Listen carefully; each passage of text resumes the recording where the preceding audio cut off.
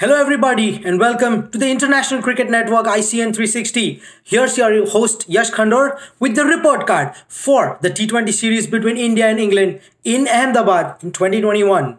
Usually, we have the great Mr. Harsha Bhogle doing the report card for Cricbuzz and then asking all of us fans, hey, what are your thoughts on this report card? Today, I would like to turn the tables around and hopefully beat him in time and ask him the questions from my end. So here's my report card for the T20 series between India and England. While the series was swept 3-2 by India, it wasn't really swept. It wasn't a one-sided affair. Close games went to the final game, which was the grand finale. Like Michael Vaughan mentioned, potentially the finale for the upcoming World Cup in few months. But now let me get straight to business and look at the report card. I have a few names that I've got, like we always do. Starting off with an Indian opener, KL Rahul. I'm a huge fan of KL Rahul, and I felt this was a series that he would want to forget. Potentially his worst outing in Indian colours. We can say that he's the highest ranked T20 batsman for India, and like the kind of performance he gave is something that we don't really expect from him. Is this the end of the road for KL Rahul? I think we're jumping a little ahead of time. Just looking at this series, really poor scores of 1-0, 14, and then he had to be dropped in the final game, which India did. I'm glad they did and played 6 bowlers. So as far as points go, I don't think I can go about like a 2, 2.5, 3 maybe. I'll just go with 2 out of 10. I think this is a huge IPL for KL Rahul. One more thing to note is the way he plays for the Punjab Kings, now that we call them, the way he slowly opens the innings. I don't think that's going to work in Indian colours. Franchise cricket is different. The role is different here. It's different. You have the likes of Kohli, now even Suryakumar, you have Shreyas Iyer, you have a lot of people, Rishabh Pant, Hardik Pandya to come down the order. So they want you to go out firing, blistering all guns right from ball 1. So KL Rahul, 2 out of 10. Going to the English side, another wicket-keeper opening batsman, Josh Butler.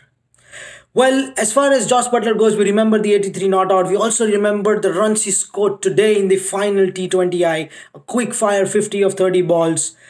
However, apart from that, if you look at his series, he didn't really have too much to show. For the quality of Josh Butler that we have, we want to see more scores from him. But it wasn't a bad series by any means. His wicket-keeping was not too bad either. I think just one odd drop chance here and there. Otherwise, he was very good behind the stumps. So I'll go with a 7 out of 10 for Josh Butler. Rajasthan Royals are going to be very happy to see Butler in red-hot form before the IPL.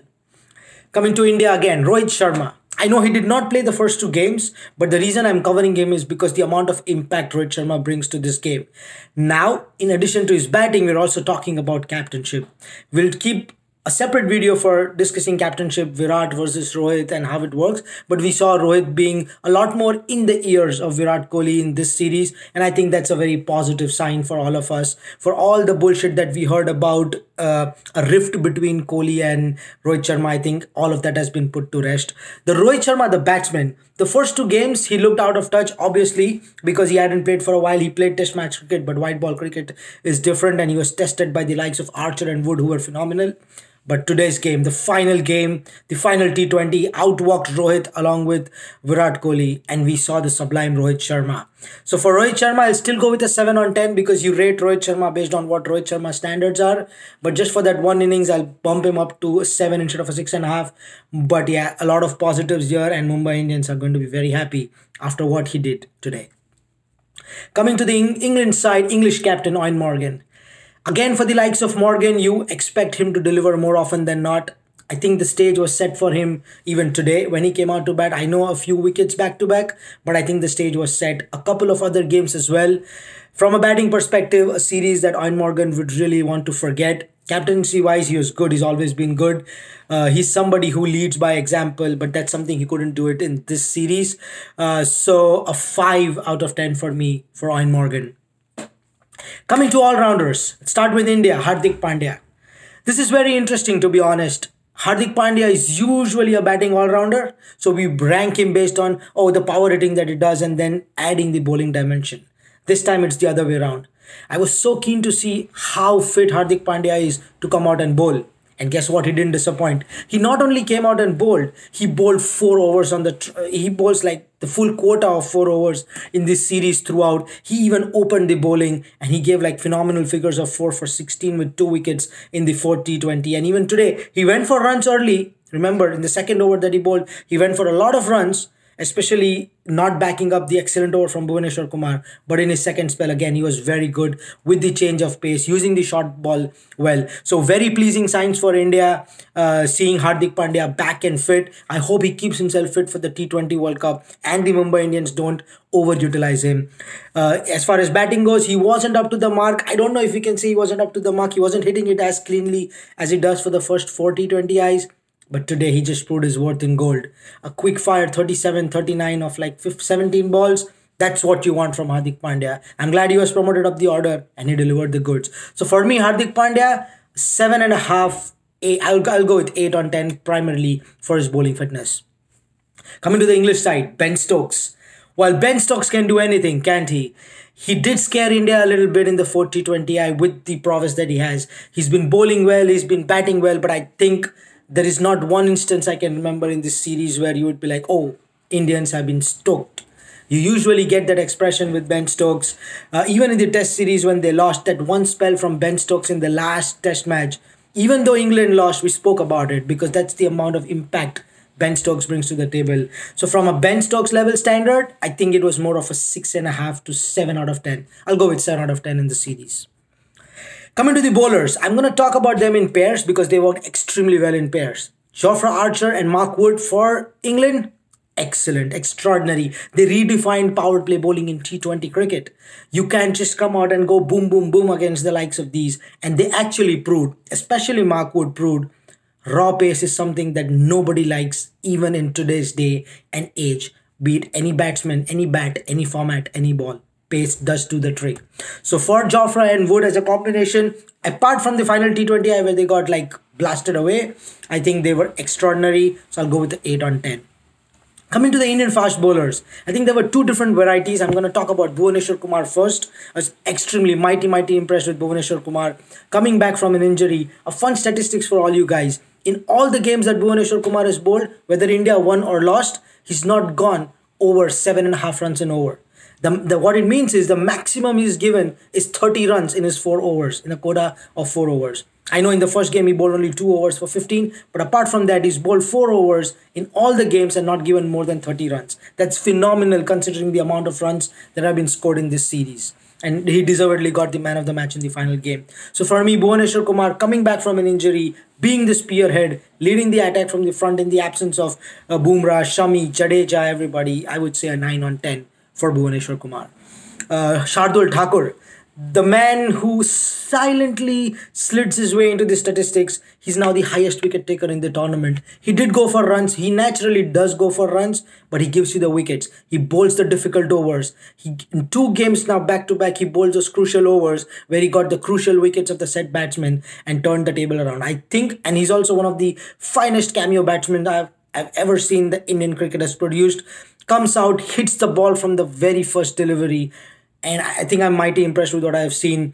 He makes a very good contention for the World Cup squad coming up. So Shardul Thakur, 8.5 out of 10 considering the amount of runs he gave. Otherwise, I would have made it a 9. So 8.5 for Shardul Thakur. Now, we spoke about a lot. We never end without the captain, Virat Kohli. A lot of so-called experts, so many people on social media started writing Kohli off. A lot of people, I even read this, like, is the patch over? Usually we talk about a bad patch getting over for a batsman, but for Virat Kohli, a purple patch, the prime patch where he's performed extraordinarily, lasted for almost 4.5 to 5 years, and people were like, oh, is that patch finally over? And I think a lot of crap was being spoken about Virat Kohli. The lockdown had an effect on him. He's somebody who likes to go out there and like just get things done. I think the Virat Kohli that we all know about was on show today. I'm mighty impressed with Virat Kohli. His captainship, a lot of this can be discussed about, but today I'm going to talk about one incident today which I'm extremely impressed with. He brought on Bhuvaneshwar Kumar for the 13th over. It was the 3rd over that Bhuvi would bowl, which meant that he only have 1 more over at his disposal. But he made that brave call. Bhuvi got to the most important wicket that was needed at that point, and then the momentum changed. That was a big game changer for me. So from a captaincy perspective, he did have an odd couple of bad decisions, poor decisions I would say, but that does happen in the game. But from a pure batsman perspective, he was classic. Highest run scorer, 231 runs across 5 innings. let's not talk about average because he stays not out on 80s and 70s. So again, an average of 115, a strike rate in excess of 130. Extraordinary outing for the champion. The king was on display and the king is back. One thing that I loved when he said today, that I think the biggest positive out of this T20 series for me was Virat Kohli saying, I am going to open for the Royal Challengers Bangalore in IPL. That's great for news for RCB, even better, greater news for India with the World Cup coming up and all these solid middle order batsmen that we have now. So Virat Kohli, a 9.5 out of 10. And okay, before we go, Suryakumar Yadav, I'm not gonna miss this guy. Sky is the limit, they say, but who's gonna limit sky? I read a tweet recently, and I think that was very accurate of the amount of impact Suryakumar Yadav has had on this tournament. He got picked in the second game, but could not bat. Dropped the third game, unfortunately, because Rohit Sharma had to be played. Brought in the fourth game. First ball, you're facing a fierce Jofra archer. Guess what it does? The Calypso shot, the Tandav shot, whatever you call it. He hit Jofra archer over fine leg for a 6 on 145 clicks an hour short ball. That showed the amount of confidence he had. He brings an uncanny calm to his personality, calm to the situation, despite a wicket being just fallen, and just goes after it from ball one. He most importantly can get you boundaries with proper cricketing strokes, which I think is extremely important in the middle overs when it comes to T20 cricket. He plays spin equally well as he plays fast bowling. He can bat at the when you are giving a new ball, middle overs, or even when you want to end it on a high. An all-encompassing player for me. Biggest find of this series, and I think long time due. Suryakumar Yadav. I'll give him a 9.5 out of 10. Even his fielding. I know he had one dropped catch, but apart from that, you could just see Surya everywhere. The ball was almost chasing him wherever he was in the outfield. Excellent fielding. He stopped boundaries. He took catches. He got runouts. So Suryakumar Yadav, an excellent outing. I look forward to see a very successful season for him in the IPL. But more importantly, I look forward to seeing him in the Indian playing 11 in the T20 World Cup later this year. So 9.5 I said, like I said, for Suryakumar Yadav. And that's it from my side. I covered a lot. I think I covered a couple of more players than I would have liked to. But guess what? This was fun. You guys can agree to disagree or even disagree with me. Leave your thoughts in the comment section. And Mr. Harsha Bhogle, specifically for you, today I would like to ask you, do you agree with my report card or not? I look forward to hearing from you. Until next time, this is Yash Khandor for the International Cricket Network ICN 360 signing off. Bye for now and take care.